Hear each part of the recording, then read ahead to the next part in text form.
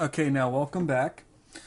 In this video here, we are going to go over the long and the float data types. The long, of course, is a whole number, and the float, of course, is a floating point.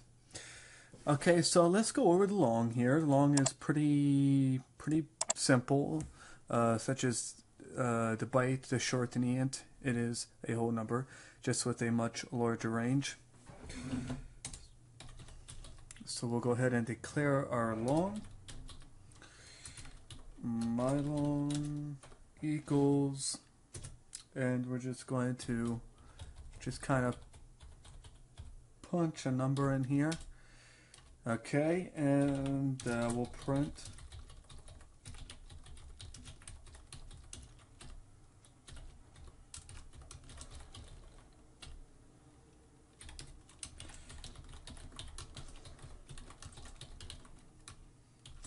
and later on, it's in lesson 3, I believe.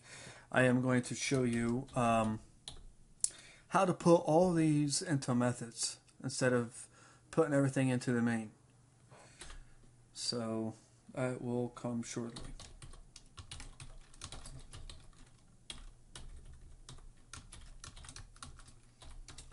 Okay, and I will go ahead and get its type.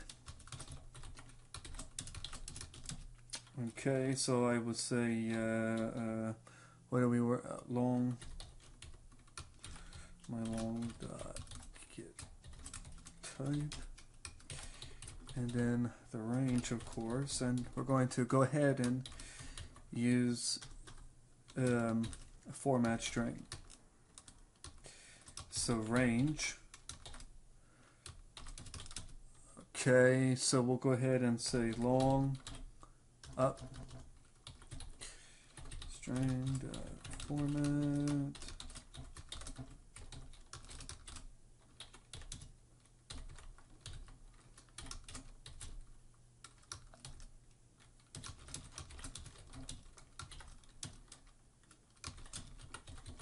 String dot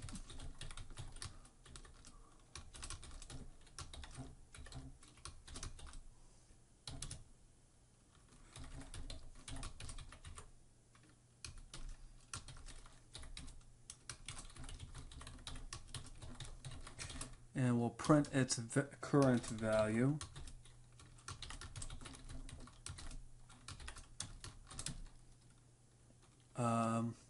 Is oh wait, I have to use a format string for that.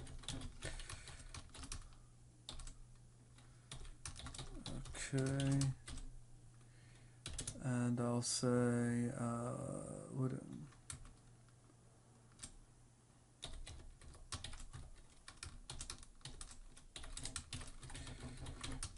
And insert okay, so here we go. Right here is the range. Very large number. I'm not going to even bother even saying that. And the number, the value, is also a very large number. That is definitely out of the range of an integer. So you can see int 64 is corresponding to a long. And that's what the difference is about the int 16, the int 32, and the int 64, is you have the short, the integer, and the long data types. Okay, why don't we go ahead and work with the floating point number, the floating point data type.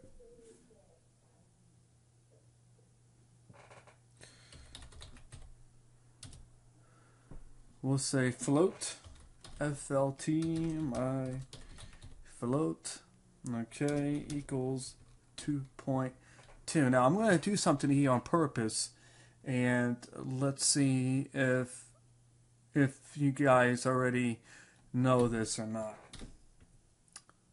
Okay, well, what this is actually doing, and we have an error here.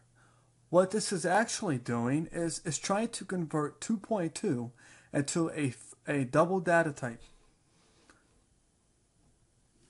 a letter of type double cannot be implicitly converted to type float. Use an F suffix to create a literal of this type. Well, let's just do what exactly it tells us to do. Let's just put an F here. And then voila. We can either do that or we could apply cast this way. And that will work as well. Let's go ahead and use the suffix for right now though. Okay, and we can also use lowercase f too as well. That works, but common convention that I use is a capital F. Okay, so let's go ahead and print information on LT my float console dot write line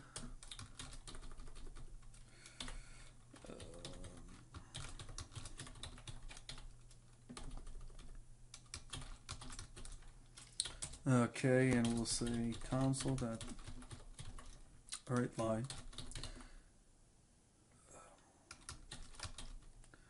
and we'll say type would be FLT.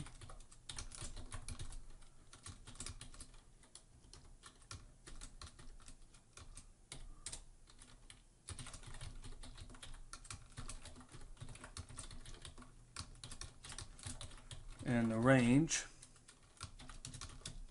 We're not going to supply a format string for this because really no need to.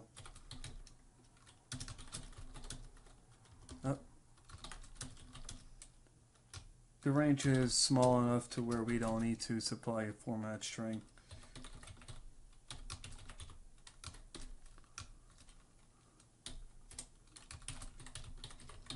Console, I write line and the value. Okay, and we'll say FLT.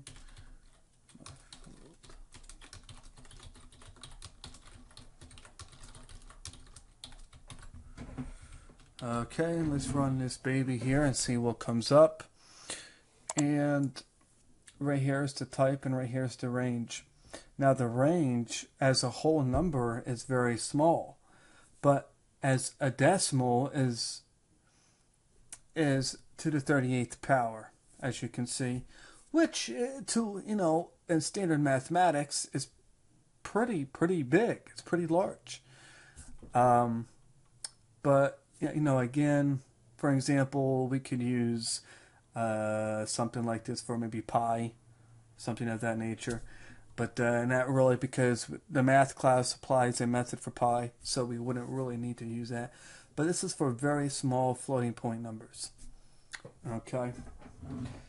And that will conclude this video here. Next, we will cover the double and the decimal data types. Those are much larger floating point numbers.